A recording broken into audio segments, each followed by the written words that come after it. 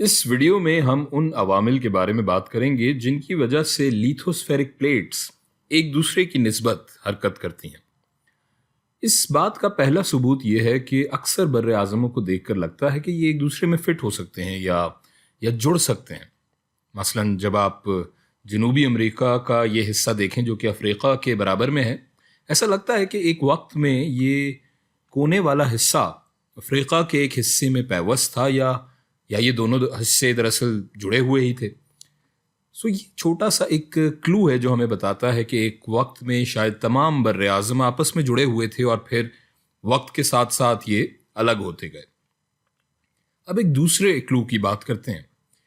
یہ نقشہ دنیا کے سمندروں کو دکھا رہا ہے۔ ہم اگر یہاں وسطی بحر اوقیانوس کو دیکھیں تو اس کے وسط میں ایک پہاڑی سلسلہ ہمیں نظر آ رہا ہے جو پورے بحر اوقیانوس کے وسط سے گزر رہا ہے۔ اس سے براہ راست یہ تو ثابت نہیں ہو رہا کہ ٹیکٹونک پلیٹس ایک دوسرے سے دور ہو رہی ہیں، لیکن بہرحال یہ ایک دلچسپ بات ضرور ہے۔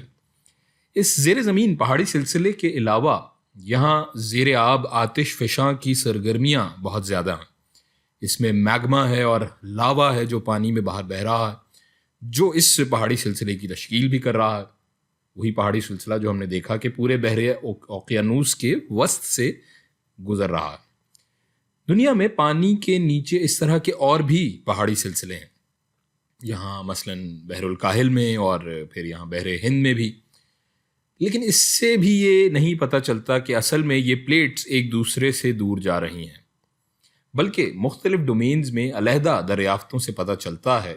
جب ہم ارضیاتی تاریخ یا جیولوجیکل ٹائم لائن کے مختلف ادوار کے مقناطیسی چٹانوں کو یا میگنیٹک راکس کو دیکھتے ہیں کہ ان کی تہ بندی کیسے ہوئی، جیسے کہ یہ یہاں ایک نئی چٹان ہے، یہ پھر اس کے مقابلے میں ذرا پرانی چٹان ہے، اور پھر اس سے بھی زیادہ یہ پرانی چٹان ہے۔ ایک وہ پتھر یا چٹانیں جو اوشن بیڈ یا زیر آب زمین بناتی ہیں، ان میں میگنیٹائٹ مٹیریل موجود ہوتا ہے، جس کی وجہ سے انہیں مقناطیسی پتھر یا میگنیٹک راکس کہتے ہیں۔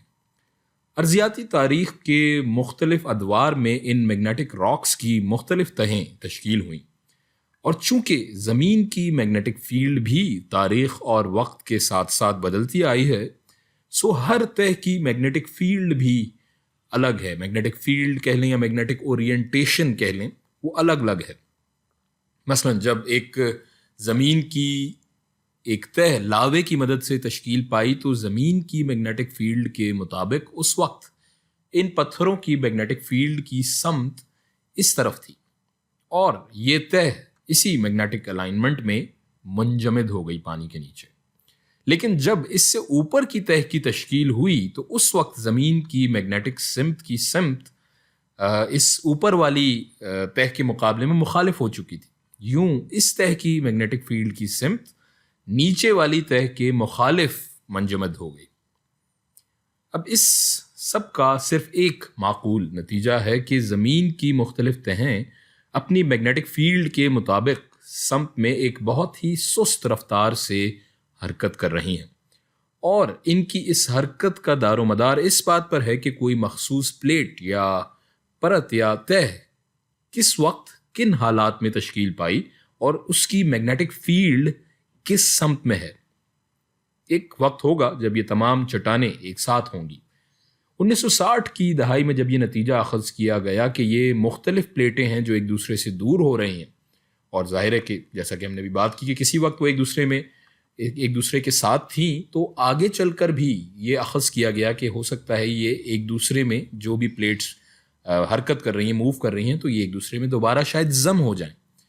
موجودہ دور میں جی پی ایس سیٹلائٹس کے ذریعے ہم پلیٹوں کی اس موومنٹ کو، اس حرکت کو دیکھ سکتے ہیں۔ یہ ناسا کی ویب سائٹ سے ایک تصویر ہے جس میں ان پلیٹس کی حرکت کا ویکٹر ہم دیکھ سکتے ہیں سیارے کی سطح کے مختلف مقامات پر۔ اس مقام پر اگر ہم دیکھیں، یہ پیسیفک پلیٹ اس شمال مغربی سمت میں حرکت کر رہی ہے، اور لیکن یہ حرکت نسبتاً سست ہے۔ ہو سکتا ہے کہ کچھ پلیٹس تھوڑی تیزی سے حرکت کر رہی ہوں، شاید 10 یا 15 سینٹی میٹر کے قریب، لیکن زیادہ تر پلیٹ سال میں تقریباً 1 سینٹی میٹر حرکت کرتی ہیں۔